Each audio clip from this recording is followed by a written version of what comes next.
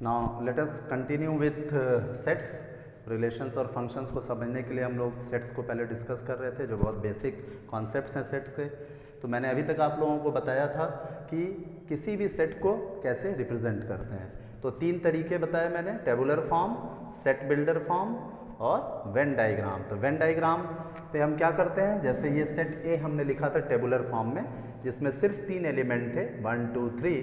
तो इसके लिए अगर वेन डायग्राम बनाना हो तो क्या तरीका होता है, सेट ए एक पहले ओवल बना लेते हैं, इलिप्टिकल शेप या सर्कल भी आप बना सकते हैं, कई बुक्स में सर्कल बना होता है, और सेट का नाम ऊपर लिखते हैं ए कैपिटल लेटर से। और जो एलिमेंट्स हैं, अगर फाइनाइट नंबर ऑफ एलिमेंट्स हैं जो लिखे जा सकते हैं इसमें, तो हम इसको लिख लेते हैं। अदरवाइज अगर सेट ए है तो उसके elements x1 x2 x3 dot dot dot करके छोड़ देते हैं। ये रिप्रेजेंट करना है, चूंकि हमें रिप्रेजेंटेशन का एक तरीका है, तो इस तरीके से हम इसे रिप्रेजेंट कर लेते हैं। अब अभी हम जो समझने जा रहे हैं सेट्स में आगे, वो कॉन्सेप्ट है सबसेट्स का। Now what do you mean by subsets? तो सबसेट का मतलब होता है किसी एक सेट का एक छोटा हिस्सा। सब मीन्स एक छोटा हिस्सा।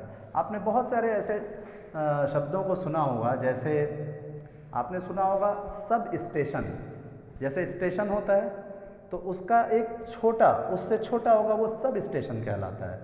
जैसे कोई टॉपिक है तो उससे छोटा टॉपिक जो होता है वो सब टॉपिक कहलाता है, ठीक है। तो उसी तरह किसी एक सेट का सबसेट क्या होता है, जैसे ये सेट ए है। अब मानिए इसके इन 2 एलिमेंट्स 1 और 2 को लेके हम एक नया सेट बनाते हैं और उस सेट का नाम देते हैं बी। 1 और 2 2 एलिमेंट्स हैं जो सेट ए में थे। तो अब यह जो सेट बी है वो ए का सबसेट कहलाएगा। और इसे हम लिखते कैसे हैं, सिंबल क्या है इसका, बी इज सबसेट ऑफ ए। ये जो सिंबल है, इस सिंबल को हम क्या कहते हैं, इज सबसेट ऑफ। इसको क्या कहते हैं हम, इज सबसेट ऑफ। तो अब ये पूरा स्टेटमेंट कैसे पढ़ा जाएगा, B is subset of A। देखिए मैं लैंग्वेज को बराबर मैं ध्यान रखूंगा और मैं एक्सप्लेन करते वक्त ध्यान रखूंगा और आप समझते वक्त ध्यान रखिएगा कि जहां भी मैं मैथमेटिकल लैंग्वेज में एक छोटा सा भी स्टेटमेंट लिखूंगा तो उसको इंग्लिश में कैसे हम पढ़ते हैं और क्या अर्थ निकलता है, ये 2 बातें हम बिल्कुल साथ साथ पैरेलली लेके चलेंगे। अदरवाइज यही चीज़ें इस पूरे सब्जेक्ट को टिपिकल बना देती हैं और बच्चों को कंफ्यूजिंग हो जाता है कि आखिर ये लिखा क्या है। तो इसे अब हम कैसे पढ़ेंगे, देखो मैथमेटिक्स के लैंग्वेज में एक सिंपल सा सिंबल इंग्लिश में ट्रांसलेट होता है इज सबसेट ऑफ। तो B is subset of A, ये पूरा स्टेटमेंट पढ़ा जाएगा। इसी तरह से अगर हम 2 और 3 को, इसे हम हटा देते हैं, 2 और 3 को लेके हम एक सेट बनाते हैं तो, और उसका नाम दे देते हैं C। तो ये C जो है ये भी A का सबसेट कहलाएगा। इसको हम कैसे लिखेंगे, C is subset of A।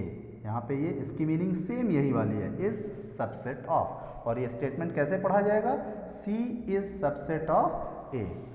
तो अब आप समझ सकते हैं कि इस सेट A के कई सबसेट्स पॉसिबल हैं और जितने सबसेट्स पॉसिबल होंगे वो सारे हम बना लेंगे यहाँ पर, ठीक है। सबसेट्स को लेके अब ये जितने भी सबसेट्स की बात हो रही है, अब जरा एक बात देखिए कि अगर हम इस सेट A के सभी एलिमेंट्स को ले लें और एक नया सेट बना दें D 1 2 3 taking all the elements of set A, तो क्या ये D सेट जो है वह भी A का सबसेट कहलाएगा? हाँ बिल्कुल कहलाएगा। ये एक नई बात है, इसे जरूर दिमाग में रखिए कि अगर किसी सेट के सभी एलिमेंट्स को लेके एक दूसरा सेट बनाएं तो वह सेट सेट A का सबसेट भी कहलाएगा और इस सेट के बराबर यानी इक्वल सेट भी कहलाएगा। दोनों बातें कहीं जाएंगी, ये एक एक्सेप्शन है, इसलिए इस बात को ध्यान से समझ लीजिए कि किसी एक सेट के सभी एलिमेंट्स को लेके एक नया सेट बनाएं तो वह नया सेट पिछले वाले सेट का, ओरिजिनल सेट का सबसेट भी कहलाता है और इक्वल सेट तो कहलाएगा ही कहलाएगा, क्योंकि इक्वल सेट की डेफिनेशन ही यही है कि अगर 2 सेट्स के सभी एलिमेंट्स बराबर हों तो इक्वल सेट्स होते हैं। तो अब एक यहाँ स्टेटमेंट लिखा जाना चाहिए कि every set is subset of itself. ये एक इंपॉर्टेंट स्टेटमेंट हो जाता है, every set is subset of itself. ये एक इंपॉर्टेंट बात हो गई, इंपॉर्टेंट नोट हो गया आप कह सकते हैं। अब इसी प्रकार से एक और इंपॉर्टेंट बात यहाँ सबसेट को लेके समझना है। अगर हम इस सेट ए में से कुछ भी ना लें, खाली जगह ले लें, नो एलिमेंट। अच्छा, किसी सेट में जब कोई एलिमेंट नहीं होता है तो उसको हम एम्प्टी सेट कहते हैं। एक इस नया टर्म ये भी आपके सामने आता है, आई होप आप सभी लोग जानते भी होंगे, नल सेट या एम्प्टी सेट हम इसे कहते हैं। तो अगर हम किसी सेट से कुछ भी ना लें और एक नया सेट बना लें, मान लीजिए इस सेट का नाम हम दे देते हैं कुछ x, तो इस सेट में कुछ भी नहीं है। अगर कोई ऐसा सेट है जिसमें कोई एलिमेंट नहीं है तो इस सेट को हम क्या कहते हैं, नल सेट कहते हैं। तो किसी भी सेट में से कुछ भी ना लेने की पॉसिबिलिटी तो हमेशा ही होती है। तो कुछ भी ना लेके अगर हम एक सेट बना दें तो यहीं से कॉन्सेप्ट आता है नल सेट का। तो अब एक इंपॉर्टेंट बात ये हम यहाँ पे कह सकते हैं, दूसरा इंपॉर्टेंट नोट हम कह सकते हैं, क्या कह सकते हैं भाई, null set is subset of every set. Every set, किसी भी सेट से एक नल सेट बनाया जा सकता है। तो जैसे इस सेट ए से हमने ये सेट बनाया और ये सेट्स इसके सबसेट कहे गए, उसी प्रकार से यदि हम कुछ ना लेके कोई एलिमेंट ना लें और एक सेट बनाएं तो यह भी तो इस सेट ए का सबसेट कहा जाएगा।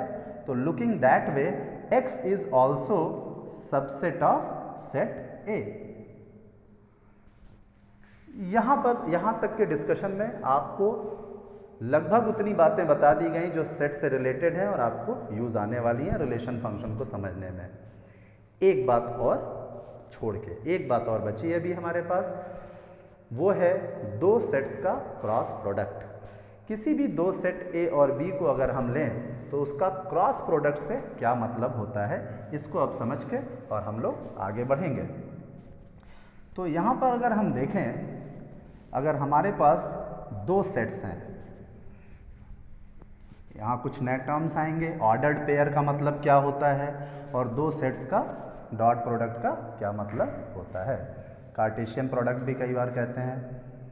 जैसे सेट ए लिया हमने 1, 2, 3, एक दूसरा सेट बी ले लेते हैं हम 6, 7।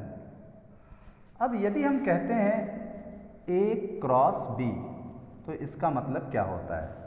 अब ये एक नया कलेक्शन है ऑर्डर्ड पेयर्स का। ऑर्डर्ड पेयर क्या होता है ये अभी आपको क्लियर हो जाएगा।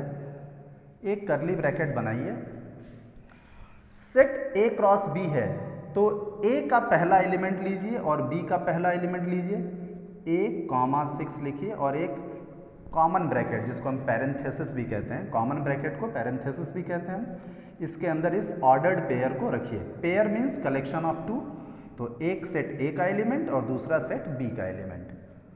इसी प्रकार से 1, 7, 1 के साथ 7 की पेयरिंग करिए।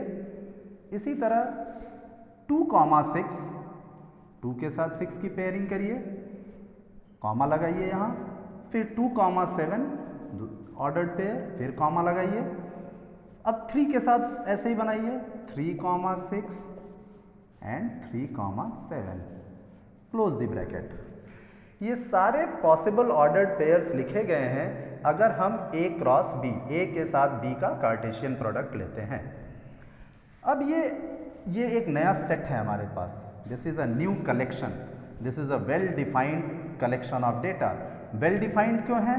क्योंकि सेट ए और सेट बी अपने आप में वेल डिफाइंड है और इनको एक वेल डिफाइंड ऑपरेशन के थ्रू पेयरिंग की जा रही है। तो ये वाला जो सेट तैयार होता है ए क्रॉस बी का, ये भी अब एक वेल डिफाइंड कलेक्शन है, इसलिए इसे सेट कहा जाना चाहिए।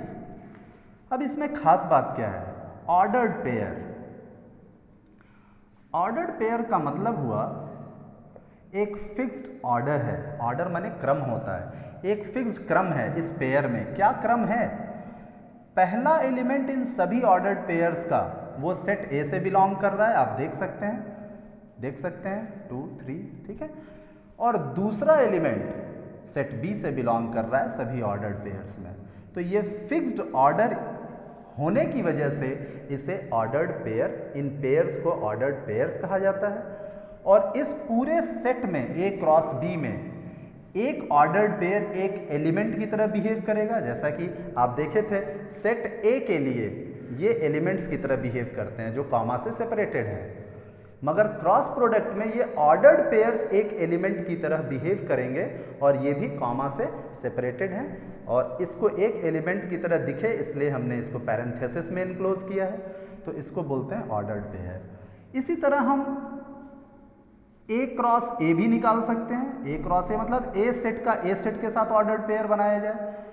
आई थिंक अब आप वर्कआउट कर सकते हैं 1, 1, 1, 2, 1, 3, देन 2, 1, सो ऑन सो। इसी तरह आप बी क्रॉस बी भी लिख सकते हैं। तो ये था ऑर्डर्ड पेयर का कॉन्सेप्ट।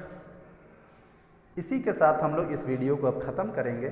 सेट्स का वो सारा कॉन्सेप्ट हमने डिस्कस कर लिया है जिसको हम रिलेशन फंक्शंस को समझने के लिए यूज़ करेंगे, और अगर कोई नई बात सामने आती है तो उसे हम वहीं पे डिस्कस कर लेंगे।